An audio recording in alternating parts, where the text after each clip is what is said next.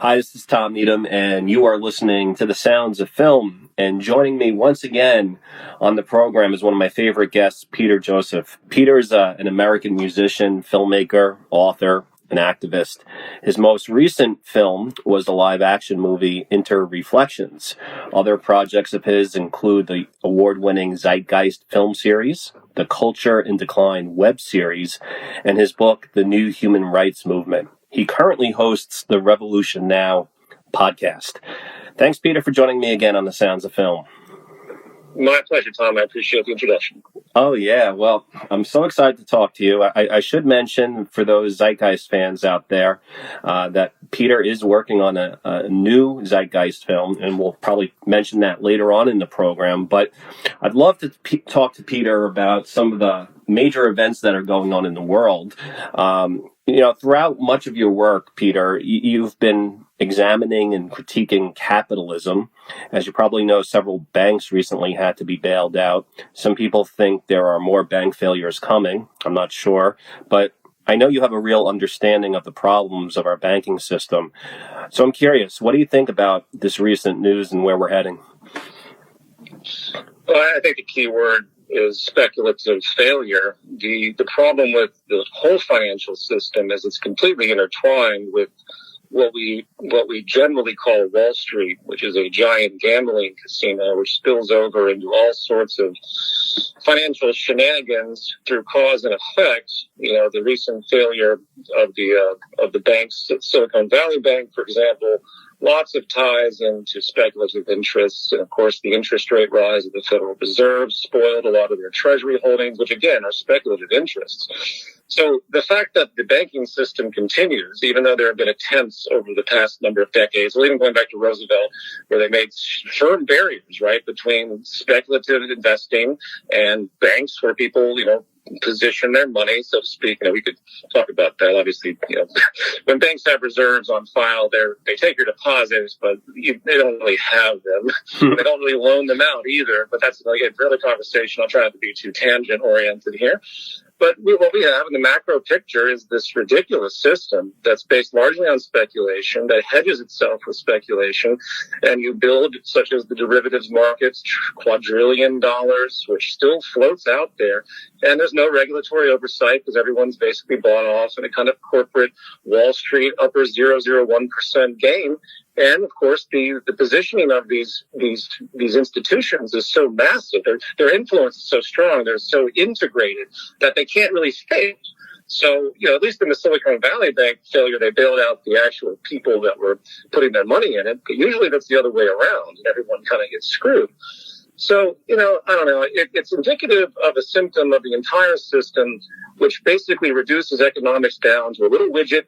And it doesn't matter what the widget does. It doesn't even matter if the widget exists. We sit there and we pretend like these economic widgets are real, and we gamble on them and we speculate and all of that. And it's much larger than I think people realize. One of my biggest grievances of contemporary age is that if you did shut down the kind of Wall Street speculative phenomenon, you would save so many crises. At the core of almost every financial crisis is some element of Wall Street. But again, when I say Wall Street, I mean speculative interests.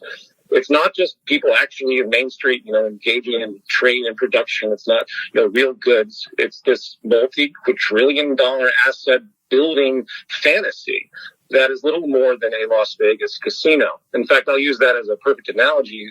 When every time you see the news report roll where it's like, Microsoft is up 2 points today, and the Federal Reserve did blah, blah, blah, and they're talking about all this stuff, and they got the ticker, it might as well be them reporting on roulette in Vegas or blackjack, because it has no significance to the actual Main Street economy. Meaning, if you eliminated all of Wall Street, all the speculation, you got rid of stocks entirely, and everything else, even commodity futures are a derivative of a hedging interest based entirely on speculation. If you got rid of all of that, it would change nothing in terms of our ability to produce and distribute, and it would actually create complete stability. Not complete stability. Capitalism is fundamentally unstable, and therein lies, of course, the crossover. I don't sit there and say they're separate and one's a contrivance of the other. Obviously, the nature of markets is a speculative kind of thing, whether you're pricing things up and this kind of delusion of supply and demand, which is deeply overrated. It's much more policy decisions on the part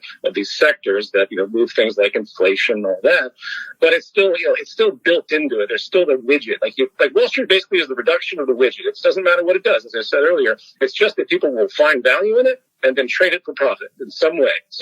And that's it. And that's probably the core of the sickness of our contemporary system holistically, is that attribute, I would argue. People like yourself have been critical for years. It seems like right now, though, there's more critical voices, and I just don't know how serious to take it. You're hearing people saying that this is it. And even when you mentioned the fact that, like, the bank doesn't really have your money, I think there was some concern that if too many people started showing up and pulling their money out of the bank, there would have been more bank failures. Do you think this time is particularly unique, or do you think this is just normal for the way our system's been forever? Well, it's an evolution. So in the context of, say, like systems science, that's a big interest of mine. Rather than look at ideological systems or just the the individual structure of things like the current, American financial system, the global system, look at how it's changed and evolved, And what we see is over the course of time, when you went from a kind of loose gold standard, and then, in the Roosevelt period, they took the dollar away from gold, and then Nixon came along, and in order to avoid effectively American bankruptcy, they detached everything, and then currencies became pegged. So you have this evolution throughout the whole system. And when it comes to banks in general, in terms of what you just said about deposits and all of that, none of it's real. It's all ledger lines. It's just documentation. And when the documentation gets too lopsided, then they have to pretend it's real. I know that may sound like a cynical way to describe it, but I'll just put it this way. There's in my second film, Zeitgeist Addendum, there's a kind of an amusing footnote of history I put in the second section of that film. And it talks about a guy that was going to lose his house because he took a loan, couldn't pay his mortgage, so the bank was going to foreclose on him like they do every year across the world.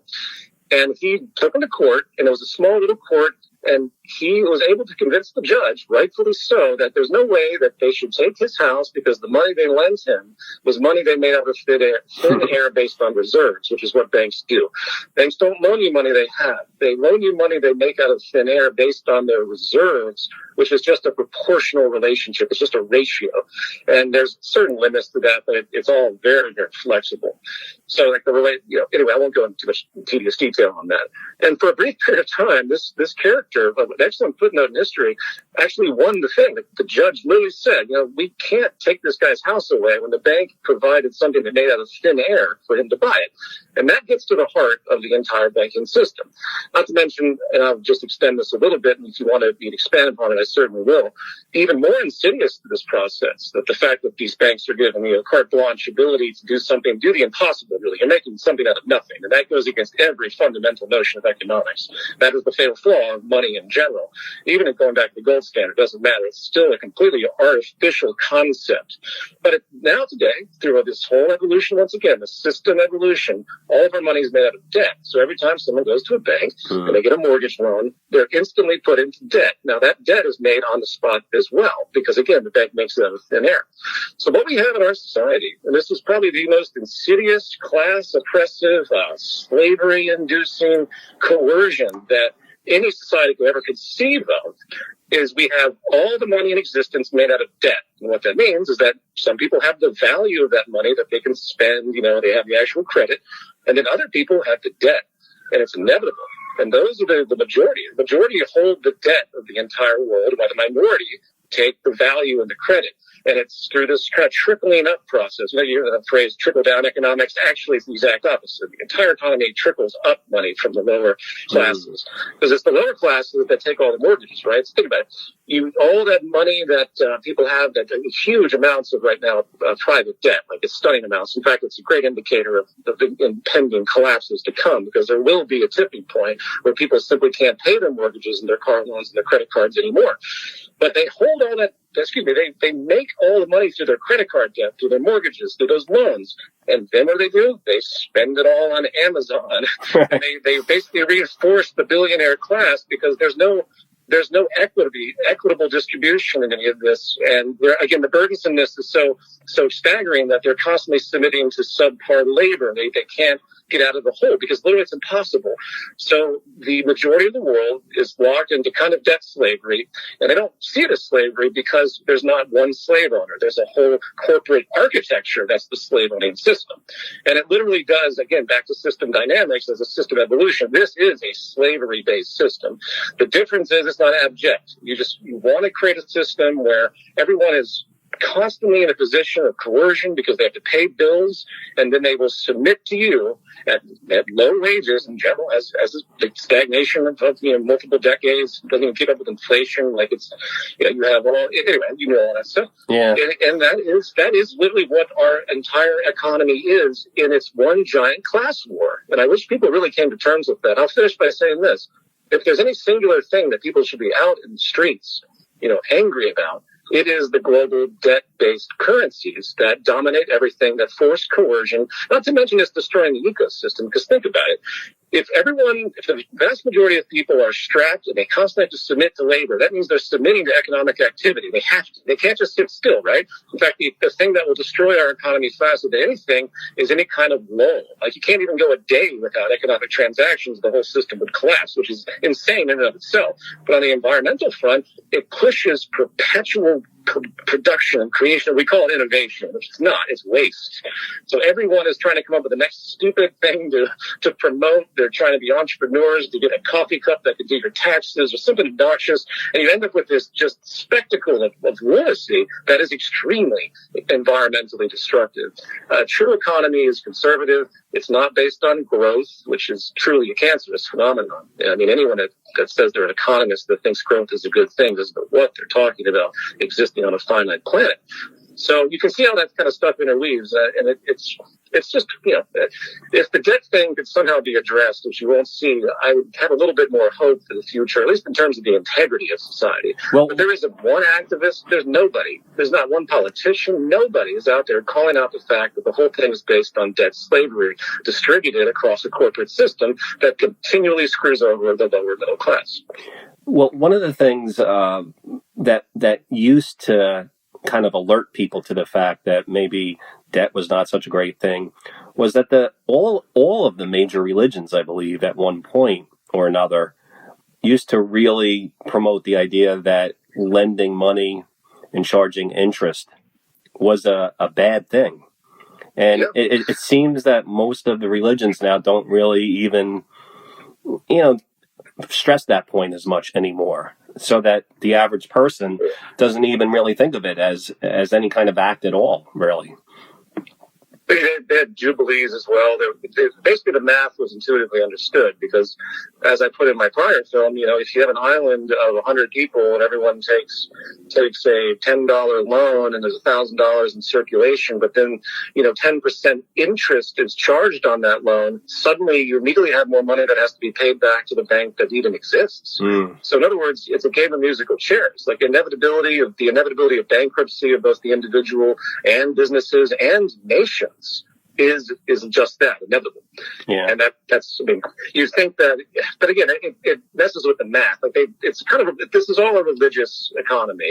They want to believe in the self-regulatory nature of all this. They, meaning the high priests and the people that subscribe to this thoughtlessly, they think somehow this is a machine that works, and it simply doesn't work without massive intervention. And in the back rooms of major, trade settlements and government contracts and these huge debt relationships or refinancing, like what's happening in Argentina, they know that they can't sustain it. They're not that stupid or that religiously inclined. They play the game, they make more money out of nothing, and they try to sort of ease things out over time. And usually the countries will slowly come back after great public health suffering and death and all of that.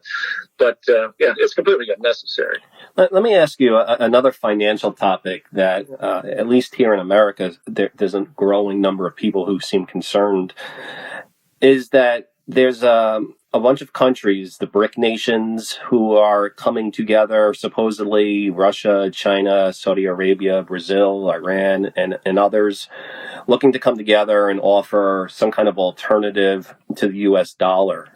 Apparently, up until now, All nations around the world were required to use U.S. dollars when purchasing oil. Dollars are accepted all over the world. This has really benefited America to a great extent for a long time. Now these other countries seem to be threatening that. And some experts say that if they were successful, I don't know if this is going to happen or not, it could be devastating to America. Does that make any sense to you or not? Well, yeah, there's nothing really new about challenging U.S. hegemony in terms of the dollar.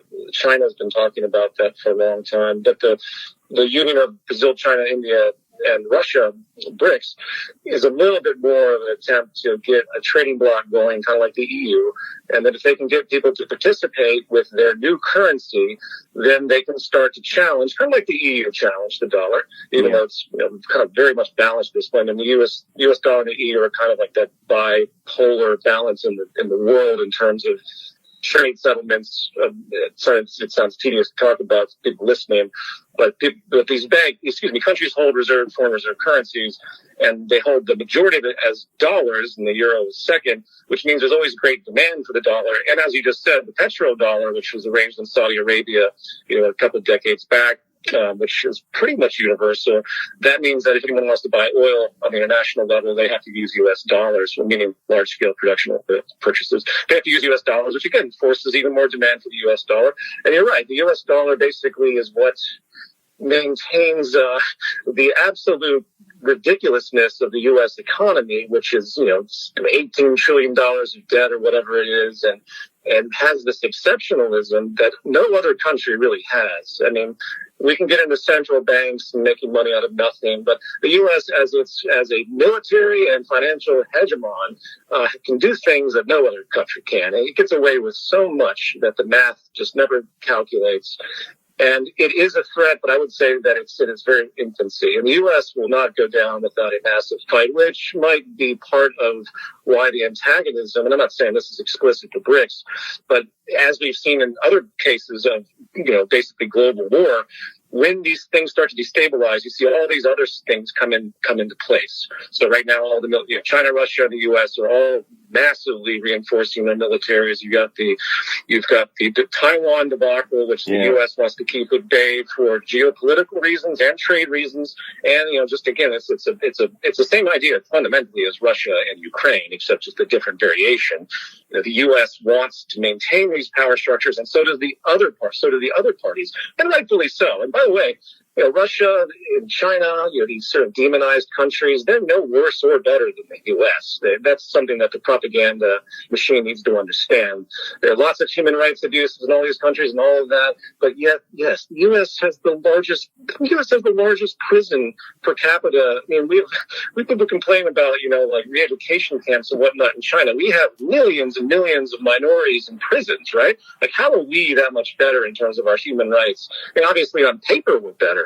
And the thing about the U.S., I'm sorry to deviate here a little bit, Tom, but the thing about the U.S. that people forget, that the only reason that we have the freedoms that we do, philosophies aside, we can't go back to the Constitution, talk about the positives there, which none of it was held up initially, right? It was all hypocrisy. Only men could own property and all that, and, 3/4 of a man's slave and all that stuff.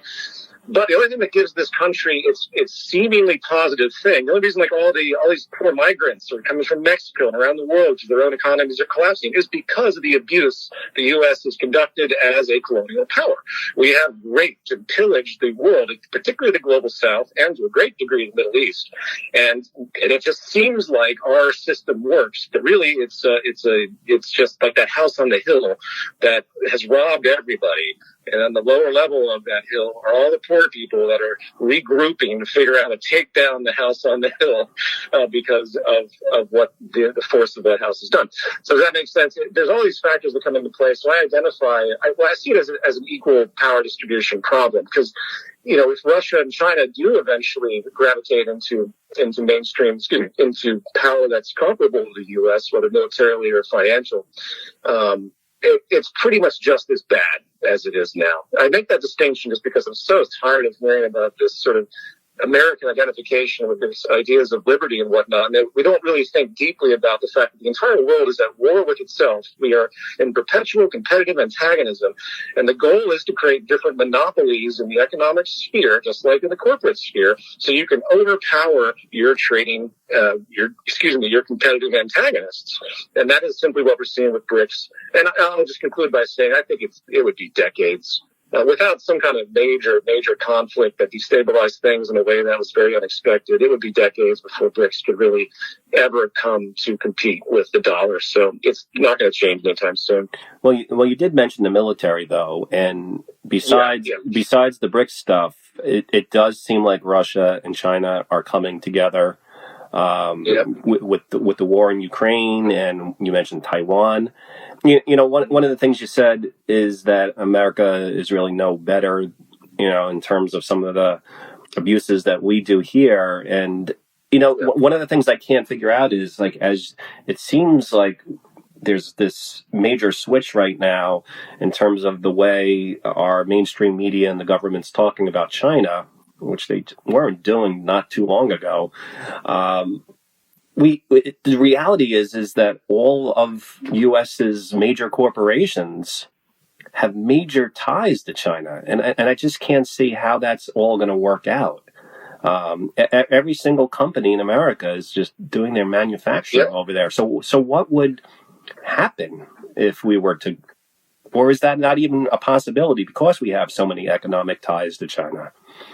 It's so complicated, but let's think about when we say we have economic ties to China. Well, it's not really you and I. Yeah, okay. It's a trans-corporate network, and the kind of the spooky thing about the rise of these, trans corporations is they kind of have their own, they're their own nations in a way. Yeah. And if you really look at the major players in, all the G7 and the people that represent, the high business, high priests of business that own so much and control so much in terms of the world's resources and by extension politics, they don't really need a nation. I know that sounds abstract, but they don't really care what country goes down as long as they can maintain their networks and power. So that's another way to think about it.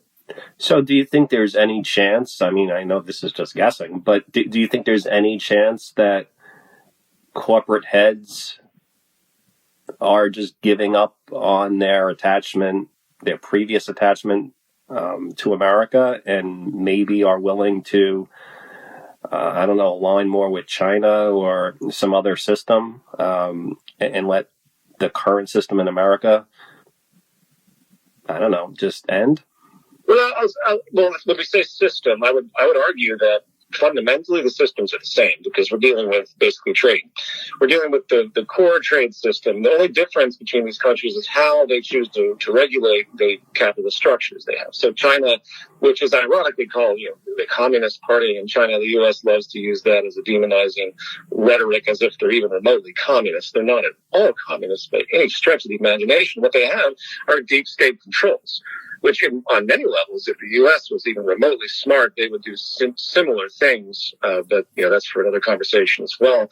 Meaning that the system is so unstable and it's so unpredictable, and it moves in ways that, especially now because of the rise of complexity and the networks and the trade agreements. And once AI comes into being and starts to be used for the same kind of, network assessment and profitability, we're going to end up with a global economy that people don't even know what it's doing. But again, that's for another conversation. I think that the systems are fundamentally the same. The business enterprises are fundamentally universal, the big ones. The trade agreements, while they do have their cliques, they're kind of mafia-oriented, associations, different groups, those things can change pretty rapidly. And I'm being very broad in general here. I don't really look at it as separate systems, though. There are different ideologies, there's all that. There are certainly different values and different cultures, as you would imagine. But when it comes to the rule of money and business logic, ththese countries are all fundamentally the same. And the big players, the big power players, if you really look at them, they're already highly international. When we look at major companies and CEOs, and of course, again, the trade bloc agreements, the G7 and so forth, these people are already deeply international. They're not loyal to any country. I mean, there's some exception. There's certainly rhetoric, and there's a lot of rhetoric out there that wants to make the homeland seem important. Yeah. But the U.S. has been kind of a jumping off point of the major transnational corporations. The majority, I think it's still 80% of the most dominant companies originate in the U.S., but if you look at what they're actually doing, they're entrenched throughout the world. They're in China, they're in Russia. So I see it as very complicated. I see it far more as a corporate kind of logic as opposed to a public health logic. And that's kind of goes without saying. Well, maybe I didn't phrase the question exactly right. Maybe what I wanted to say was, do you think there's a chance that corporations, being that they are global, they get to see how different kinds of governments work, and that maybe there's been some kind of decision that China's way of doing business is better than the U.S. government's way that they handle business with their population and their laws and so forth? I would generally argue that there's a mix. I mean, the thing about the U.S. is that it's such a deeply unregulated ecosystem that for some people, based on their sectors, it's beneficial because they can get away with more. Yeah. In highly regulatory countries like China, in certain ways, again, it's a deep dive to look at the nuance of this. There are definitely U.S. investors in certain industries that would not want to be in China because they would be too regulated. Hence the kind of state capitalism that China has. But all that being said, they're massive markets. And the thing about BRICS and what these people are doing, these larger countries like China and Russia, and what they're trying to do with India, Brazil, and others, is they want to bring in all the developing countries and then basically exploit them. They want to, under the umbrella, of course, of, we're all going to be in one trading bloc, we're all going to help each other, and we will just, have leverages against the other trading blocs, in that competitive sense. But you got to remember, all these emerging economies, there are mass populations, there's industrialization, there's a lot of money to be made off of these developing nations, at least in the meantime. We can talk about the destruction of the environment and everything else, which are going to have dramatic influences on all of this as sea levels rise and land dries out, and of course, we're already seeing this at this time. But what I'd like to reiterate is this is not about public health. It's not about anything more than business. Yeah. And as long as we have that kind of value system on this planet, we're in a lot of trouble. It sounds a little bit like from a few of your films, the speeches from Network that you've used a few times when you're talking about that there's no nations, there's the dollar. It's true, though. Yeah, it really is true in terms of the logic of the way people that are entrenched in this effectively religion think, and the widespread philosophy, and of course the dynamics are so reinforcing. When I say dynamics, I mean there's no price reward to do something different. And that's something that kind of keeps everybody locked into this selfish, competitive apathy and indifference. We see it on the micro scale when you walk over homeless people in the street, and you see it on the macro scale when you look at these countries that are completely obliterated because of economic policies over time. And people just say, well, that's the way it is. And then of course there's all the leveraging that happens because every destruction is an opportunity for somebody else, right? Yeah. That's part of the feedback process. Is it's good, It's like when we went into Iraq and we blew everything up. Well, that was great for the weapons contractors and our own developers that got to go in and get a bunch of money to rebuild it. So it's good for the economy to have all of those features. And it's really insidious because it just keeps going in these cycles. And again, I'll just finish by saying there's something I call a shadow incentive. It's this fundamental notion, this fundamental reality, that there's no interest to solve problems. You have to have a cycle of problems in the society to keep people employed, to keep money moving. The more peace you have, the more stability, the more happiness, the more healthy people are, the less money moves. And that is fundamentally a problem for this kind of economy, which is, again, structurally based on growth, like a cancer. Yeah. Well, in recent years, it was maybe easy for some people to be cynical about war, except for the places where the war was actually happening.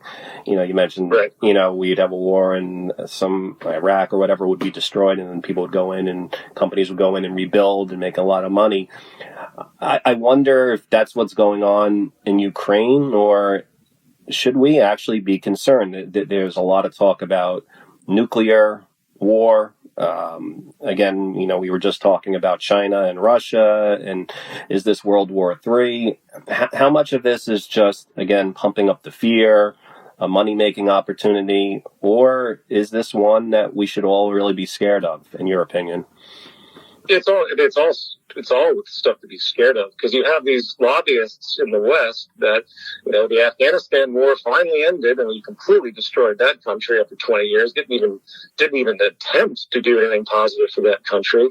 And now the little slight lull. And now they have the Ukraine war, and these weapons contractors, which are very much embedded on K Street, as they call it, in Washington, and of course across other Western allies. And yeah, there's a bunch of money to be made. But at the same time, there is the true problem of the geopolitical war between the West and Russia, effectively, which again is extending to China in this as well. And that has been going on for a long time. The Cold War didn't just solve anything. The Cold War just simply said the U.S. was the system that won. It basically threw the shackles off. It's no coincidence that after the Cold War ended, we had that kind of like 80s, 90s boom of obsessive materialism and vanity and all that weird shit, because the illusion was lifted that the U.S. ever had to pretend that it had an interest in society, at least in terms of the pure free market ethics it subscribes to. So the leashes were removed, and this has evolved anyway. But Russia particularly has always been an antagonistic element, meaning we don't ever want to see them build back up, because that's bad for us, just like we never want to see China really build back up. So since then, the Cold War didn't really end. NATO continued to expand in 2014, if I remember correctly. Yanukovych. Yeah, Yanukovych. I'm not saying that right. The overthrow of the pro-Russian leader Yanukovych. Excuse me. Okay. It was a U.S.-backed overthrow of Yanukovych in 2014 in Ukraine, and that was the inflection point where Russia got back on its military posture and said, well, we need this as a strategic barrier against NATO, which has been long described. And the U.S., of course, doesn't ever give an inch to any of the interests of any of these powers. And I'll say this, because there's plenty of opinions about it. It is an illegal war. It's horrible what Putin has done. It was unnecessary. But if you look at it through his eyes, which you have to do when you're dealing with something like this, you have to look at the culture and the people you're dealing with, which the U.S. refuses to do, or at least it refuses to acknowledge it. You look at it through his eyes, and yeah, NATO is a factor. Yeah, the U.S. should have stopped its expansion of that one, group of people that has historically been antagonistic to Russia and was purely developed to fight Russia, right? Mm. So this kind of propaganda in the West that it's somehow all Putin's fault is false, of course, because all of these geopolitical factors and antagonisms have persisted. The U.S. wants to bracket them in, and was the reaction fair? No. But the U.S. has so many more incentives, going back to your original point. There's all sorts of money that's being made. There's a long-term geostrategic interest. It's about changing the energy infrastructure and all of that stuff that continues to accentuate U.S. hegemony. And there's no winning for this. That's the sad thing. Like, this is just going to keep escalating. The U.S. is convinced basically Ukraine to not give an inch, not to give up even a shred of territory. And frankly, if we were all seeing this from an objective standpoint, Ukraine would give up a little bit of territory, get Russia out of there, and then some kind of covert operations could be developed. That is the part and parcel for the CIA and the FBI and whatnot to do something about this kind of leadership in Russia. That could be a separate project. Obviously, I'm speculating here. Yeah. But you see what I'm trying to say. Like, that what we're doing now is completely insane. I absolutely believe Putin is putting warheads in Belarus and whatnot, and the U.S. is fortifying its own. And when you look at the environmental crisis, when you look at the economic crises, when you put it all together, you start to think about it as a recipe that could buttress world conflict. We are right on the precipice. Like, you couldn't have a more perfect storm building right now. Well, effectively an East versus West war. This past year, I don't know if you saw this. I mean, this might just be a little silly thing, but in New York City, over a year ago, they just started airing these PSAs about what to do if there's a nuclear attack. I don't know if you had a chance to see these. I mean, they were absolutely absurd, and they just came out of nowhere. And people were like, why are they playing these? It was just like a woman, and she's like, don't worry, you've got this. Head inside. And, it was absolutely crazy. But then, people started to ask the question, like, why are they airing these? Like, why are they even, like, introducing this? I mean, I know they used to do drills a long time ago, but is it something to just kind of get us introduced to the idea of maybe there's going to be a nuclear war? Is it just again, pump some fear in us to keep this war going? But they're airing these PSAs. It's pretty wild. So they're new. They're not like old PSAs. No, they're like, I mean, they came out within the year, but they're not old. They're freshly made. And well, I mean, fear is a very good society preserver when you have a common enemy. Of course, we all know that. Yeah. I think a lot of it though is this sort of pop culture media. Like I haven't seen those PSAs, but it wouldn't surprise me if, since these subjects arise and become the marketing reality, that some organization decides that this is a positive thing to invest in to get airplay on some network. You know what I mean? And it wouldn't surprise me if it's fairly innocuous, but it also clearly indicative of potential and fear. Once again, fear is the most powerful, motivating, and power-preserving force out there. I don't go so far to say that a lot of people in power sit there and just conspiratorially think this way in terms of making a society feel fear, even though that's certainly part of the military's approach to things. But I think there's a sort of a power pathology where these people know kind of the vocabulary of keeping control, and it becomes sort of second nature. So it would not surprise me. I mean, look at again, going back to the Iraq War and George Bush after 9/11. That was a perfect example of all of that. Let's exploit fear as far as possible for the sake of internal interests. So we certainly have seen it. But I think, again, in the pathology of power, I think it's so much more deeply entrenched. Which it makes it even more complicated to deal with because people actually start to believe these things, even though the cognitive dissonance is ever apparent. You know what I'm trying to say? Yeah. That's probably my biggest grievance with how people perceive the world.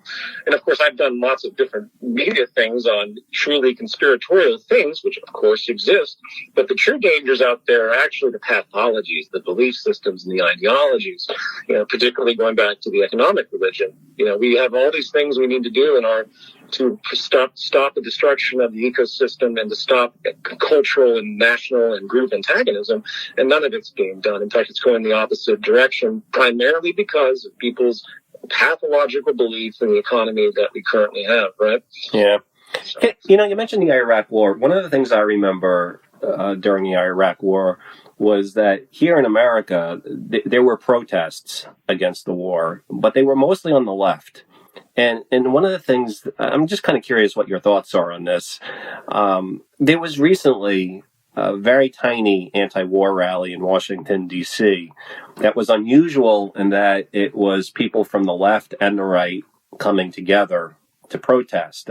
You probably heard about it. It was like Tulsi Gabbard, Jill Stein, Chris Hedges, Ron Paul, Jimmy Dore. But hardly anyone showed up in terms of, like what you usually expect from a big rally.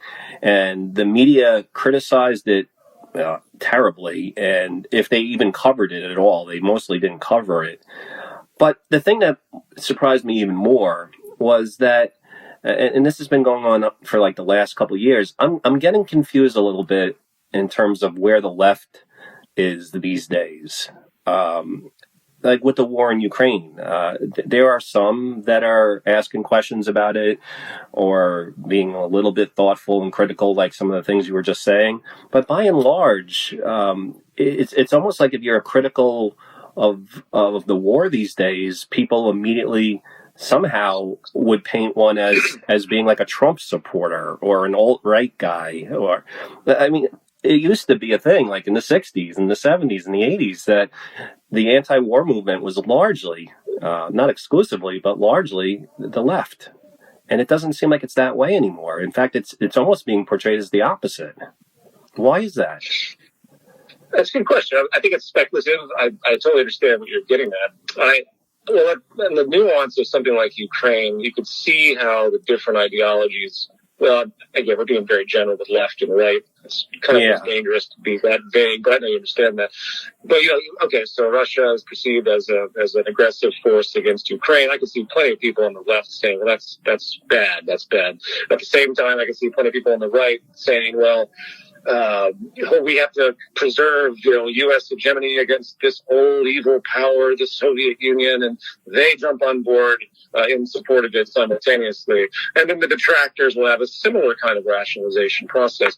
In terms of like a larger order change in kind of like who is protesting this stuff, I'm not sure it's really that much different than it has been. The thing about the U.S. propaganda is it always makes it seem like if you don't support the war, then you're just against society itself. You're somehow antagonistic. That's been a pretty typical response, which is ultimately cliche. But the people that I've talked to, I see pretty consistent things. Aside from the fear of the general society, I think a lot of people in these classifications, they're faced with many other pressures in their lives. And then it becomes even more complicated in terms of how they're surviving, in terms of the perceived fears, how they're going to get their next paycheck. And it starts to bleed into these philosophies that actually are very, very different. Like, look, I'm sorry, I'm being too abstract here. Look at all the people that were for, say, Bernie Sanders during the 2016 election, and yet they went to Trump when Sanders wasn't nominated. Right?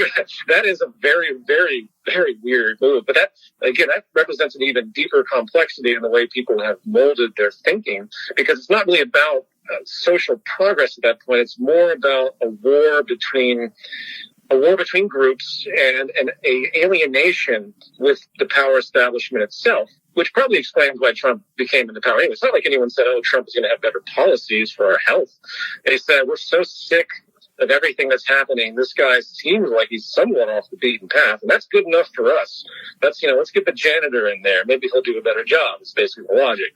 And that's just so complicated, man. I don't know. It is complicated. I mean, I think a long time ago you were on, and I know you don't believe with everything he says. It's impossible to, but I think you were on Joe Rogan at one point. And so was Bernie Sanders. So was Abby Martin. So was Jimmy Dore. Yeah. But yet people like Joe Rogan now, who will speak to people from all different walks of life, it just seems like, especially the left, will just like have zero tolerance. With the cancel culture and, rather than just being, totally, it used to be, I felt another thing with the left was like 100% free speech. Like that was something that was just like, you may not agree with everything, but you always need to protect free speech. And it seems like that's something now that people don't even support any longer. I will say that one of the things that's happened in the culture wars is a very exaggerated amplification of certain things. Like, for example, I know people of very progressive mindsets. They don't really care that much about, say, pronouns, or they don't care much about having a non-sexy M&M or all these little things, that the right has jumped on. So if you watch obviously you watch like Fox News, apparently everyone that's progressive and non-conservative must be completely obsessed with every nuance of communication, and we can't let Pepe Le Pew exist anymore. But I don't really think that's really representative of the progressive community. And by the way, I'm shifting our language here. Instead of using left, I'm just going to say progressive. Meaning that the people that are actually interested in seeing things change for the better and not just holding down with the current normality. But I feel what you're saying. I think that neuroses is there. There's a touchiness out there. And again, it's so complicated culturally. But I don't know. I try my best really to not generalize anymore. It's hard to do in conversation, but think about what you do when you say left and right. If you're trying to give this umbrella, and then what that does is it gives people that are kind of uncertain about what to think ammunition to use against somebody that they can label, right? So if someone talks to me, and of course I label constantly, and they say, he's not big into capitalism, that means he must be big into socialism, therefore he must be tyrannical in his thought. He's against everything. So you have that chain reaction. It's unfortunate, but we can't really do much about that because our language is structured in this categorical way, except to be cognizant of the propensity to generalize for the worst. But going back to what you said, I see it, and it's a lot of annoying neurotic things out there, and ultimately pointless things. You know, if we're truly going to have a new ideological movement, all those small nuances have to be pushed to the side.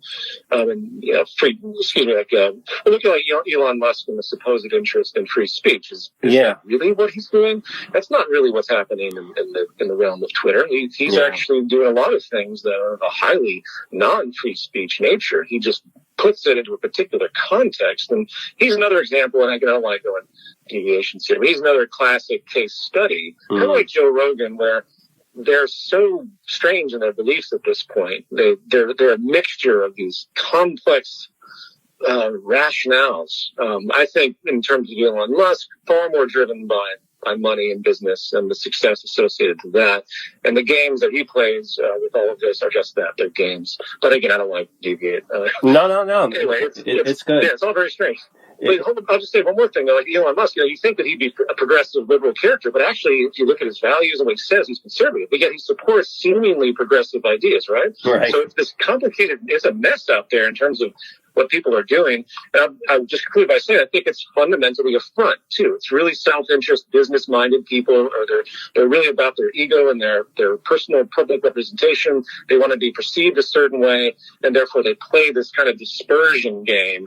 And it works for them because they gain a more diverse audience. These are basically spectacle personalities. You know, I have no doubt that when Joe Rogan says something ridiculously conservative, he does it deliberately because he knows he's gonna have this big onslaught the next day, which gyrates, you know, all of his audience, and he can weasel his way out of it like he always does. And then he's back to having a little bit more notoriety and considered, you know, just another thoughtful, speaking his mind kind of guy, kind of like Trump. I mean, Trump has been living that reality since he started. Like everyone's just baffling to see how he gets away with all of what he does. But it really speaks to just how short attention span the culture is, I think.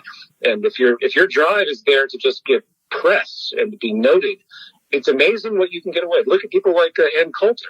Ann Coulter is a pure spectacle. She'll say whatever is the worst, the most insidious thing, and she does it because she knows she can sell books to somebody, right? Yeah. So I know I've reduced it down to a very base level, but I really think that's a big part of why the sickness of values is what it is, because we are being entertained, and all the forefront figures, all of the intelligentsia now play these insane games for notoriety and effectively business reasons, and it pollutes everyone else because of a fundamental lack of sincerity. I think that's a bigger point of causality than most people realize. Yeah, you're probably right. I heard you use the word sickness. I realized that we haven't spoken in a while, and I've never heard your take on the COVID years and what happened worldwide and what governments did and didn't do. And I mean, certainly all this divisiveness that we were just talking about between different groups seemed to get a lot worse during COVID. But I am kind of curious what your take was on how the world handled this last pandemic. That's a complicated question. I would say that it was poorly managed. It was impulsive. It was extreme in many respects and very ineffective. I know people would say that the death tolls would have been a lot higher if you didn't have the quarantines and whatnot, but there's massive repercussions of those quarantines that we've yet to even fully realize, which will affect public health into the future. I'm very much kind of in the middle of all of that. I do not profess to know when you deal with a global pandemic of a kind of toxicity where it's just on the edge of something that people should be willing to deal with and accept, but yet just over the edge of where it truly is a plague of sorts that will affect certain demographics of people, and people still suffering to this day with things like long COVID.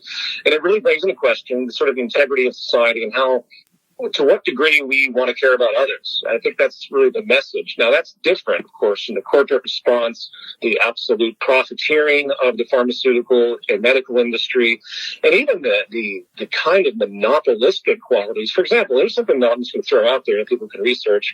I was reading this treatment on a kind of, I was reading this article about a company that in the very early stages of COVID, they had a blowing mechanism, kind of like a breathalyzer. It pretty much was a breathalyzer. And it could detect COVID instantly, like to the extent where you didn't have to wait whatever for your tests and of a blood test or a swab, nothing, no multi-day wait, instant. And somehow this technology vanished from the purview of everyone. Mm-hmm. This could have stopped it. You could have had people go to restaurants and simply use this machine, and they would be able to go and be normal. You just simply restrict people that are shooting positives, right? And so the question to be asked is, why didn't that technology come to fruition? Why did we go through this painstaking process? And I guarantee you, in the bowels of the competitive corporate arena, the start of the blood test and swab tests were such that they decided to monopolize it and to shut out other technologies that could have alleviated this crisis. So that's one angle that people can look into in terms of the corruption behind the scenes. Not to mention, there's just so much to it. But I will just say, in summary, I am all for believing in science, and of course the vaccines have done great things for humanity. But when you put it into this kind of pressurized, monopolistic environment, when governments are at the disposal, you remember when, for example, in New York, they had those bidding things for the ventilators. Remember how insane that was? Yeah. You reading about this? Yeah. They were really they had like an eBay for you to get devices, and they were bidding up outrageous amounts of money. Like, I see the corporate and commercial and financial relevance of that situation is far more important to think about than, debates between liberty and freedom and even state power to a degree. So it's really about the management. This was poorly managed, very poorly managed, and it could have been done a lot better with a lot more thoughtfulness, and I'm saving a lot more suffering and pain. Not to mention, what I will say as an aside, though, it did for a brief moment illuminate how stupid our economy is. I'll just point that out. I can't help but point that. Yeah. Think about, going back to what I said earlier, you can't stop this economy. Like, what kind of economy is a good economy when if people stop transacting, everything collapses and fails? Like, that's not an economy. That's a mechanistic, cancerous growth system once again.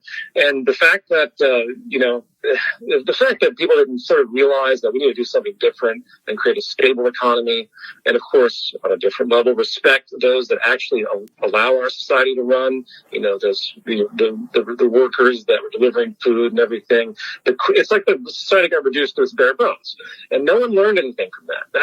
I think that blows my mind the most, aside from all the corruption and everything else. Nobody learned anything. And we went right back to the same practices. Even the working from home thing, which could save, trillions of dollars in gasoline as people get into their metal coffins and they drive in these buildings with big glass and steel and they push around paper as if we need to do that in the 21st century. It's a computerized world. No one needs to go into an office unless there's going to be dictatorially controlled, which is again part of the reason. But even then, there's not that many people still working from home, and all that energy now is right back to being put to use, meaning negatively, like gas and all that. Anyway, so I could ramble on more about that. If you have a more specific question about COVID, I'm happy to answer it, but those are the things that come to mind. Well, I like to kind of broaden it because I know we could probably go on for 2 hours about it, but but you mentioned a lot of things, and maybe we could talk in the future about some more of those issues. Absolutely. It is funny though, because it is probably the closest we ever came to shutting down the economy. And, one of the things that I've found interesting about your work through the years is that you always bring up this idea that we need to have some kind of new system. You're always very careful to say, not to have some utopian commune or something, but something where we test out some new ways of living. And I was wondering, before you can get into maybe some of the things that you've talked about or that you're thinking of, there does seem to be this one idea that's been out there a lot in the last couple of years that everyone seems to be reacting to, and that is from the World Economic Forum, the Great Reset. Some people are supportive of the Great Reset. Some people are terrified about it. They think it's going to bring in some new world order where we're going to own nothing and be happy, I think is the slogan everyone's quoting. But maybe that's a good thing. I don't know. Any thoughts about this supposed Great Reset? And does it relate to any of the things that you're thinking of, or is it completely different? Well, let's think about the intent. The Great Reset is exactly what it sounds like. It's about resetting capitalism.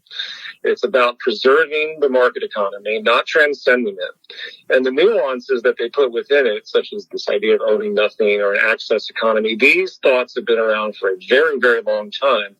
And the folks at the forum that are putting this forward, all they're doing is rehashing old sustainability concepts, most particularly put forward by Jeremy Rifkin, which you might be familiar with. He wrote all these books that have been well acknowledged. He's kind of on the edge of an establishment and anti-establishment marker.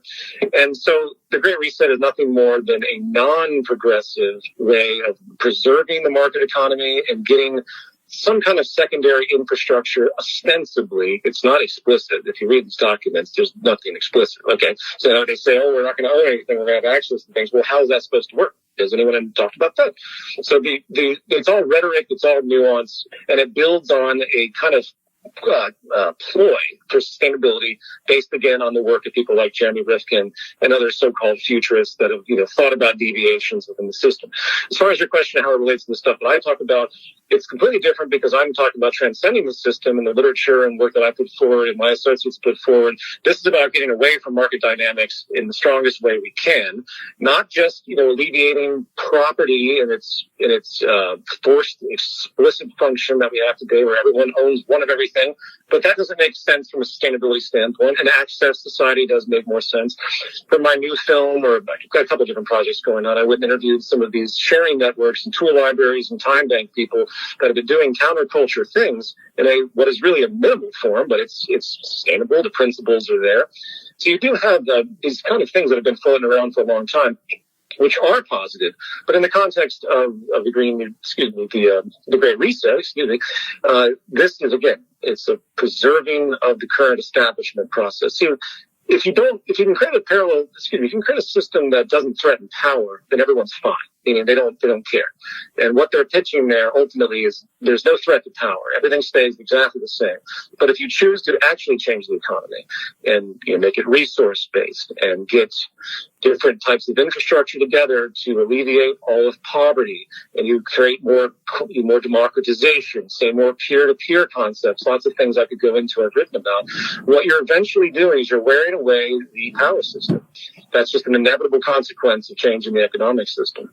And that's what these people are terrified of, because the billionaires and all of these forums and the G7 and all these elite groups, that's the last thing they want. The last thing they want is a reduction of their power and obviously their income. And look at how rapidly people like Elon Musk or Bezos react to any attempts to try and tax them more. And they are symbolic of that kind of value system. They really believe that they deserve all of this and that somehow this is natural, when in reality it is a near zero-sum game. Markets are a near zero-sum game. For someone to be really rich, there must be a bunch of poor people. So I would go back to your point and say there is an architecture, there's a train of thought that we can put forward. You move away from competition into collaboration. You do move away from a highly property environment to an access environment. Things, right? Imagine for a simple reality where instead of going to a library just to get books, you can get tools, you can get all sorts of things. And you don't have to own it. And you don't have to be responsible for it either. Like we see that in certain contexts in the commercial arena, like with cars. Okay, you can lease a car and you can bring it in, you don't have to service it.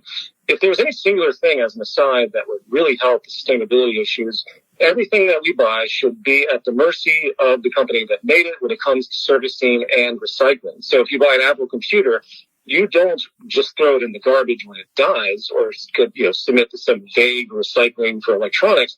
They have to have it in their initial design to know how to rework as much as possible. So sustainability protocols. This is all common sense stuff, but you won't see it anywhere. So again, I could ramble on a bunch of time when it comes to sustainability issues. If you have a question specific, I'm happy to answer it, but I'll just conclude by saying that the Great Reset is just a ruse. It's not going to manifest in anything except more rhetoric that we're going to move into a green economy and all of that stuff, which is not even close to being on pace. Yeah. The only thing that's going to create, for example, a renewable energy economy is when renewables are more profitable than current hydrocarbons. And that's not going to happen anytime soon, right? Yeah. Because that's the market incentive.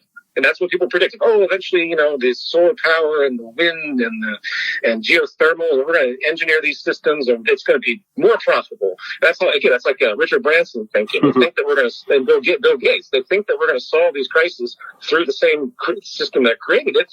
And somehow people are going to be made more wealthy by solving these problems, which might be half true, but it also defeats the purpose because we're using the exact same problematic mechanism. And that's what they refuse to realize. And that's, again, what the Great Reset is doing fundamentally, aside from the rhetoric.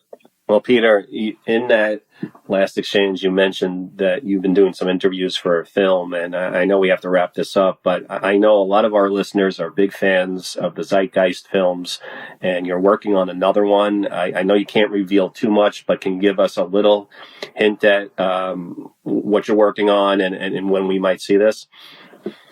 Yeah, I'm hoping by the end of the year. It's always difficult when it comes to the distribution stage, but I'm very excited about kind of returning to the original gesture. When I first made Zeitgeist as a performance piece, I didn't even intend to release it. As I think I told you last time we spoke, it was a very freak thing that it got popular, and it built out the second third of that series, which were very different, and because my intentions changed. Like, well, I guess I can't do this sort of hyper artistic, long montage expression of heavy musical interludes and all of that. Like the first 10 minutes of Zeitgeist doesn't even have any words, if I remember correctly, aside from like a little opening speech. It's all abstract.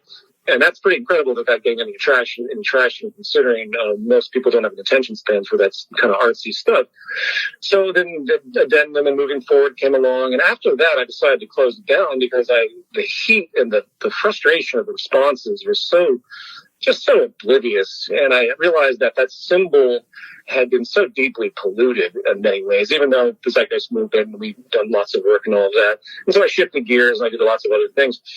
And then I realized over the course of time that, there's still a kind of memory to this film. It's interesting how people get kind of locked into something that they watched, and then even though they don't follow anything, they still remember it. And that film has a great memory. I was like, all right, I really appreciated that film in the first film, its gesture. I'm going to build on that memory of the public, and I'm going to bring back the original gesture, not the original content, of course, but the original gesture of the kind of human unity, movement towards balance and sustainability, having integrity as an individual. And again, it's not going to be as philosophical as they just make it out to be. It's going to be very hard hitting in terms of the information that it's going to describe, which, to just give a general outline, it's going to kind of run through. I wrote a book called The New Human Rights Movement. I'm going to basically kind of take some of that. I'm basically taking information and reinventing it in a kind of storyline structure. I could go into other details, but I want to tackle effectively perception as the first thing. We have a very serious problem with the way we model the world. In fact, I'll just speak about that for a moment. At the core of everything we're doing is based on how we model it in our mind, right? When we look at the sun, we see the sun as a model that we've been taught. We've learned about it through other forms. When we look at a cat, we identify it because we have a model in our minds. So what happens when the populace has a model of reality that's just straight up wrong? Now, obviously, progress means you're going to change your model. But what we have in the world today, particularly on the economic front, particularly in the philosophical front, when it comes to the axial age religions, which are still so dominant and overflow into the religious economy, the economic religion, these models are dead wrong. The philosophies of people are unsustainable. And when I say wrong, I'm not being opinionated and say, well, that's what I think philosophy should be. How do we draw our philosophical disposition? Well, the most fundamental will be our survival, right? So how do we exist without suffering over generational time in a sustainable way? And when you take that kind of framework, suddenly how you behave, how you organize things becomes increasingly self-evident. It's obviously vagary. I'm not telling you I have some instant philosophy for people, but we are doing everything precisely wrong, meaning we are leading society to destruction. The capitalist system is now on a death march. There's no problem resolution that's going to come from this system anymore, as all indicators are showing. It's continuing to push society off a cliff. And, maybe other species will be happy when humanity finally fails. Can you imagine the celebration of all these species that we've abused? Because we're at the top of the pyramid. Like, everything on this earth supports us, and we have systematically messed it all up. We have no sense of connection. We have no regard for, what life even means. So we've become this cancerous culture. And I'm gonna go into a lot of those kinds of kind of ideas, but of course, with a lot more data and relevant sourcing to things that people can take home with them and realize this isn't just me ranting. But anyway, long story short, Zeitgeist 4, hopefully end of the year. I'm looking forward to it. It's been really fun to work on it. I'm actually reinventing some elements of the first film as a throwback. But I won't. So anyway, when people see it, they're going to have a very unique memory of the first film, which I'm actually, again, very excited to do. It brings me back to a different kind of state of mind in my life. So, I have a feeling there's going to be a big demand for this. People are very excited. I just hope all this destruction doesn't happen before the film comes out. But the trajectory is what it is. But no, yeah. I think we're still in a precarious spot. Anyway, the actual projections of what's happening is a whole other conversation. Yeah. But we can try to be optimistic, but we need to be realistic. And the longer we sit in the current traditions, as it were, the more dangerous things become. So there's going to have to be a massive and fairly rapid shift. And again, I will just conclude by saying that in this film, at the very end, I will propose a actual parallel economy. I've been building this. This is something I don't like talking about because it's very much in its infancy, and I'm going to get it to some point by the film's release, and there'll be a website and a phone app. But long story short, there is a way you can organize a parallel system, a non-monetary system, through a network of different decentralized industry sectors, so to speak, that are completely ground up driven and don't require a land mass. So it's not a commune, in other words. It's where people can start to get off the grid of this system within the system. And this has been what's been needed. There have been kernel seeds of this throughout the years. People that have been alienated, they know that the system destroys community, and little things that have happened in pockets in different countries. Mutual credit systems and so forth. But it's time to find a unifying framework for this and see if we can actually get people to start to behave differently. And if we can do that, there might be some chance of evolving, because the changes are probably not going to come from the top. And that's something I'm unfortunately cynical about. I really don't think by the time things get really, really bad in this country or in the world or any country, the power establishment changing things is going to be too late. They're going to always come at the very bitter end and say, okay, I guess we have to do something a little bit different now. Because again, it threatens their power. They have to be personally threatened in order to move forward with the kind of radical changes required. And I have no faith in that. So it's time for the communities to start building their own parallel system. And the more you draw people into this system, the more it detracts from GDP and monetary circulation, because these people aren't using money anymore. And the more you begin to suck the energy out of the system and hope some kind of transition will occur in a fairly rapid way, where at a minimum you have a parallel economy that is well supported, people believe in it, and you start to diminish the class and environmental effects over time. It's a slow motion process, but again, I can't, unless you're talking about a radical revolution with millions and millions of people that are going to go and sit at the doorstep of the hydrocarbon industries or the governments of the world that don't care about them and really force their will, which I don't see happening. This is the best that we can hope for, is the internal development from the ground up. Well, Peter, I'm sure a lot of people listening right now are curious. Where can I find some more information about some of the stuff that you've been talking about today? So again, as you mentioned the opening, there's my podcast, Revolution Now. There are a couple side projects that I keep going, but if you go to peterjoseph.info, I pretty much just kind of randomly list everything I'm doing, and you can click through and find other projects. All of my films are available for free at this point as well. So there's 4 main features, and then there's Culture Decline, this other sub-series called Yelling at the Wind, which I've been having fun with recently, and again, the podcast. I do some article writing, but that's been pretty slow at the moment.